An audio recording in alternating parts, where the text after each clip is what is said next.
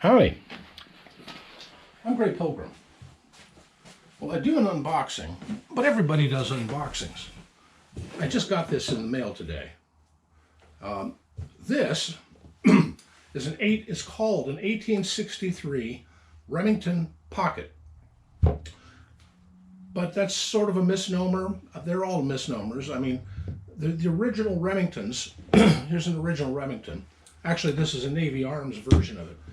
This is Pieta, and this one's Pieta. But the originals were all called 1858s, and that's because Forsyth Beale, who had the patent on this system, who was hired by Remington to make them, put copyright 1858 on top of it. I mean, patent number, his patent date was 1858. So since the only date on it was 1858, that's what they became called. But in reality, though the patent date was 1858, they only started making these around 1861. As I recall, Sam Colt, well, he died in 1862. And his widow, Elizabeth, was running the show from then on until later where, what's his name, the engineer, took over as president of the company. For a while it was Elizabeth and I think her brother, her brother were running it. And then Root, Elijah Root, he took over as president.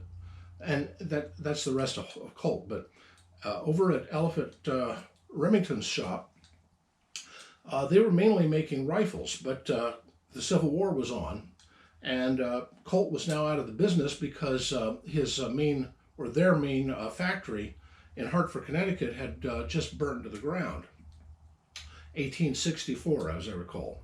So, and they had an outstanding order for a few thousand pistols for revolvers for the Union, and well, the government turned to Remington to make up the difference, and they did with these. There are some inherent flaws in these things. If you watch, I think it was Clint Eastwood's High Plains Drifter, where he walks down the street, and as he's walking down the street, he pulls this cylinder off and puts a spare in there. The 19th century version of a speed loader. This thing's pointed a little funky, so I'm going to move it over. There. Anyway, I had a 44 and a 36 of this standard gun. Yeah, that's the 44. This is the 36. But I wanted the one I was missing, the 31, the pocket one. This is basically to compete with Colt 1849, which was made from 1849 till 1873. This was made from 1863 to 1873. Why the cutoff on 1873? That was when the patent was gone on the bored-through cylinder. Smith & Wesson no longer had a monopoly on that, and everybody and their brother was now making them. I can't remember the name of the fellow who did the patent right offhand, but anyway, this one is very much like those ones. It's the exact same system, though it has a spur trigger on it instead of the normal trigger guard.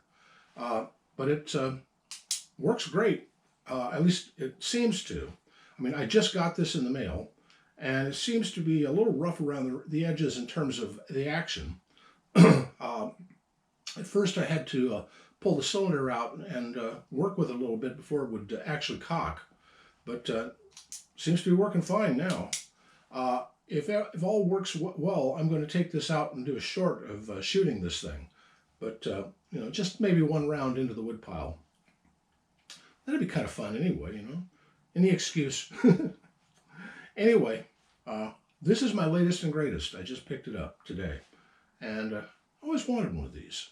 Of course, I always wanted one of these. I'm surrounded by, I always wanted one ofs. Anyway, happy trails, folks.